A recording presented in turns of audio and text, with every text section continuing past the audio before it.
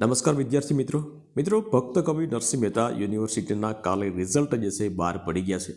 તો તમે જે છે ગમે તે રિઝલ્ટમાં હોય 1 થી 6 સેમ અથવા તો 5 સેમની અંદર કોઈ પણ પહેલા સેમેસ્ટરની અંદર હોય, પરંતુ તમારું જે રિઝલ્ટ જે છે તમને ન મળ્યું હોય તો તમે ઓનલાઈન પણ ચેક કરી શકો છો। ઓનલાઈન કેવી રીતે ચેક કરવું? હવે એક જ પદ્ધતિ છે, બરાબર। તમે એક પહેલા સેમમાં હોય, બીજા સેમમાં હોય, ત્રીજા સેમમાં હોય અથવા તો 3, 4, 5, 6 સેમમાં હોય, પરંતુ પદ્ધતિ એક જ છે અને આ એક જ વેબસાઇટથી જે છે તમે એ રિઝલ્ટ જે છે ચેક કરી શકશો। આજે આપણે 5મા સેમનું રિઝલ્ટ કેવી રીતે ચેક કરવું એના વિશે વિગતવાર વાત કરીશું આપણે। તો વિડીયોને લાસ્ટ સુધી જોતા રહેજો। તો ચાલો શરૂ કરીએ।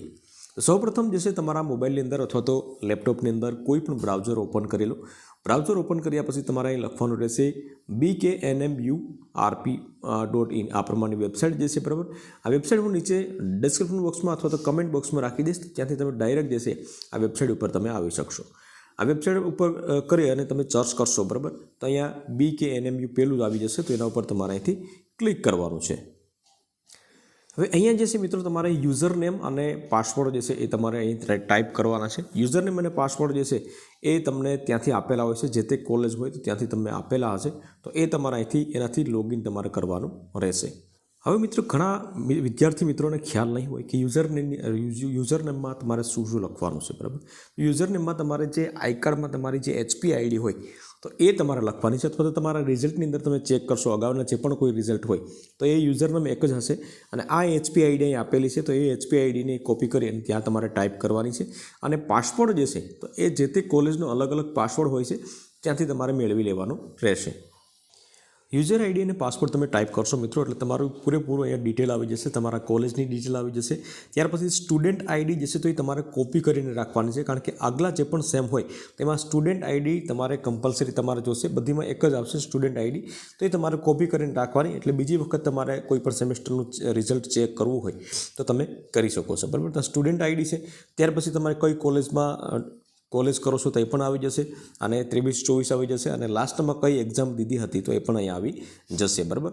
આ પ્રમાણે ડિટેલ આવી જશે। ત્યાર પછી તમારો અહીંયા ફોટો આવી જશે, અને ફોટો આવ્યા પછી તમારે અહીંયા 3 ઓપ્શન આવશે, તો એમાંનો એક ઓપ્શન છે અહીંયા કોલેજ ડિપાર્ટમેન્ટ મેનેજમેન્ટ, તો એના ઉપર તમારે અહીંથી ક્લિક કરવાનું છે।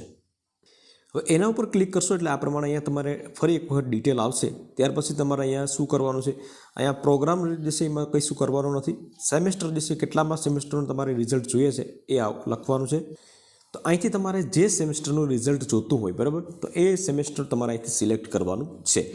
હવે અહીંયા આપણે 5મા સેમેસ્ટરનું રિઝલ્ટ જોઈએ છે, તો આપણે અહીંયા 5 ઉપર ક્લિક કરીશું અને થોડી પ્રોસેસ થશે, ત્યાર પછી આપણે અહીંયા આગળ વધી જશું।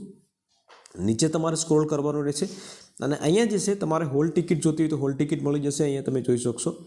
આ એક્ઝામ ફોર્મ જે છે એ મળી જશે, ત્યાર પછી અહીંયાથી હોલ ટિકિટ મળી જશે, અને ત્યાર પછી નીચે જે છે અહીંયા માર્કશીટ, એના ઉપર તમારે અહીંથી ક્લિક કરવાનું છે, બરાબર।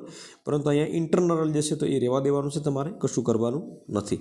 ત્યાર પછી માર્કશીટ ઉપર ક્લિક કરી અને પ્લીઝ સિલેક્ટ, તો ત્યાં તમારે સેમેસ્ટર સિલેક્ટ કરવાનું છે અહીંયા, બરાબર। તો અહીંયા 5મું સેમેસ્ટર જે છે સિલેક્ટ કરી લઈએ છીએ આપણે, અને ત્યાર પછી અહીંયા ડાઉનલોડનું ઓપ્શન આવશે, તો એના ઉપર તમે ક્લિક કરશો એટલે તમારી જે પણ માર્કશીટ હશે, પાસ હશે અથવા તો ફેલ હશે તો એ તમારે આવી જશે, બરાબર। તો આ પ્રમાણે તમે જોઈ શકો છો, આ પ્રમાણે સિમ્પલ રીતે 1 થી 6 સેમના રિઝલ્ટો જે છે એ તમે ડાઉનલોડ કરી શકશો। હમણાં 2 દિવસ પહેલાં જ ભક્ત કવિ નરસિંહ મહેતાનું જે 5મા સેમનું રિઝલ્ટ આવ્યું છે તો એ તમને બતાવી દીધું છે।